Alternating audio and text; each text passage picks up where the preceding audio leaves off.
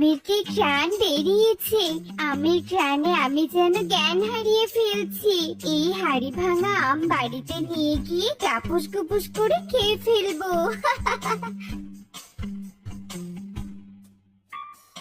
আহা, মধু মধু রসমালাই, খেতে একদম ভীষণ মজা। না না, এত মজা আম একা খাওয়া যাবে না। পাশের বাড়ির প্রতিবেশী টুনিকে একটু লোভ দেখিয়ে আসি। এত সুন্দর সুঘ্রাণ কোথা থেকে আসছে? এটা তো আমের ঘ্রাণ। এই আম আমাকে খেতেই হবে। আমের ঘ্রাণে আমি পাগল হয়ে যাচ্ছি। ও মা, কাকুলি দিদি, তুমি আম খাচ্ছ? এই আমের ঘ্রাণে যে আমার জিভে পানি চলে এসেছে। আমাকে একটু দাও না কাকুলি দিদি। ওরে লোভী টুনি, যেই দেখছিস আম খেতে অমনি লোভে পড়ে চলে এসেছিস, তাই না? ঢাকার চলে যে এখান থেকে। আমি এত দামি আম তোকে কখনো দেব না, যা বলছি। কাকুলি দিদি, এভাবে কেন বলছো? একটু তো আমি চেয়েছি। দাও না গো কাকুলি দিদি, আমার যে আম খেতে খুব ইচ্ছে করছে। ভিখারি দেখেছি টনি, কিন্তু তোর মতো ভিখারি আমি একটাও দেখিনি। তবে টনি, তুই যত যাই বল, আমি কিন্তু আম তোকে একটাও দিব না। কাকুলি দিদি, তুমি এত হিংসে, কাজটা তুমি একদম ঠিক করলে না। একে কথা শোনাতে কি যে ভালো লেগেছে, ভাষায় আমি প্রকাশ করতে পারবো না। যাই, বনের আরো কিছু পাখিকে আমের লোভ দেখাই। কি নাকে আমার কিসের ঘ্রাণ আসছে? এই ঘ্রাণে তো আমি শুয়ে থাকতে পারছি না। মনে হচ্ছে অসুস্থ শরীর নিয়ে আমাকে ঘ্রাণের সন্ধান করতে হবে। ও মা, কাকলি, তুই বুঝি আম খাচ্ছিস? তাই তো বলি, এত সুঘ্রাণ কোথা থেকে আসছে? আমাকে একটু তোরই আম দে না, আমি যে ভীষণ অসুস্থ। আমটুকু খেয়ে মনটাকে একটু তৃপ্তি করি। মিনু মাসি, তোমার দুপা কবরে গেছে, তবু আম খাওয়ার শখ জেগেছে, তাই না? দেখো মিনু মাসি, আমি তোমাকে এই আম দিতে পারবো না। দুদিন বাদে তুমি এমনিতেও মরবে, তোমাকে আম খেতে হবে না। কাকলি, তুই আমাকে আম খেতে দিবি না ভালো কথা, তাই বলে তুই আমার মৃত্যু কামনা করছিস?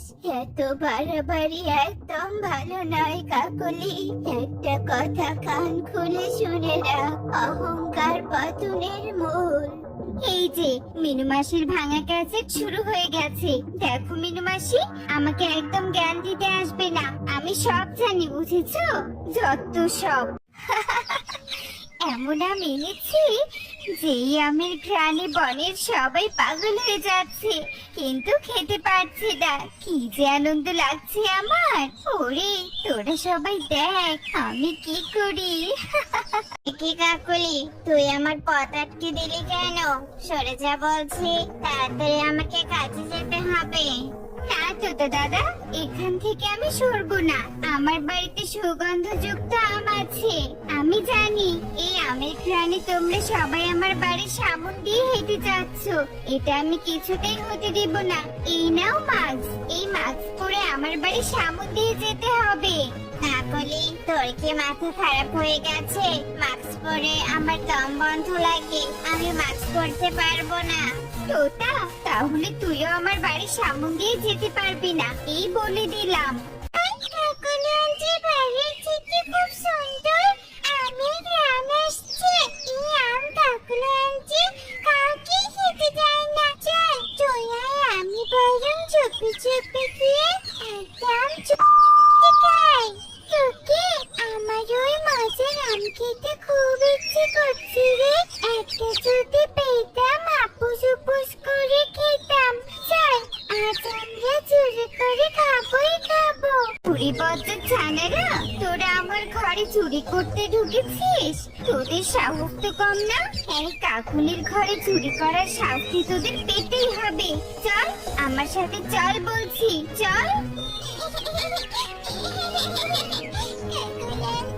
আমাদেরকে ছেড়ে দাও, আমরা ভুল করেছি। সত্যি বলছি, আমরা কখনো চুরি করবো না। আমাদেরকে ছেড়ে দাও। তোদের ছেড়ে দেওয়া তো দূরের কথা, আজ তোদের মোড়ল বাবুর কাছে নিয়ে গিয়ে ইচ্ছে মতো শাস্তি দিব। টুনি সুখী, তোদের মেয়েরা ছোট হয়ে এত বড় অপরাধ করেছে, ওদের তো চরম শাস্তি দেওয়া দরকার। মোড়ল বাবু, আমাদের মেয়েদের ক্ষমা করে দিন, ওরা বুঝতে পারেনি এমন ভুল আর ওরা কখনো করবে না, ক্ষমা করে দিন ওদের। ঠিক আছে টুনি, এবারের মতো আমি ক্ষমা করে দিলাম ওদের, তবে মনে রাখিস আমার বনে অন্যায় করলে কারো ক্ষমা মিলবে। বেশ হয়েছে, এই আমি বলে সবাইকে যাচাত্য করেছি না, একজনের অবস্থা নাজেহাল হয়ে গেছে। দুধু দাদা, আমরা বন ছেড়ে চলে এসেছি, এখন আমরা কোথায় যাব, কি খাবো? ওই দেখো কত শসা গাছে কিভাবে চলে আসছে। চলো মা, শসা খেলে তবু গলাতে একটু ভিজবে, আমরা সবাই শসা খাই। একে তোদের সাহস তো কম না, তোরা এই শসা রানীর বাগান থেকে শসা ছেড়েছিস। শসা রানী, আমাদের তুমি ক্ষমা করে দাও, আসলে আমরা যে নিরুপায়। ওই সামান্য আমের জন্য কাকুলি তোদের সাথে এমন করেছে, ওই কাকুলির তো একটা শিক্ষা দিতেই হবে। তারা তোদের আমি মিষ্টি শসার বীজ দিচ্ছি,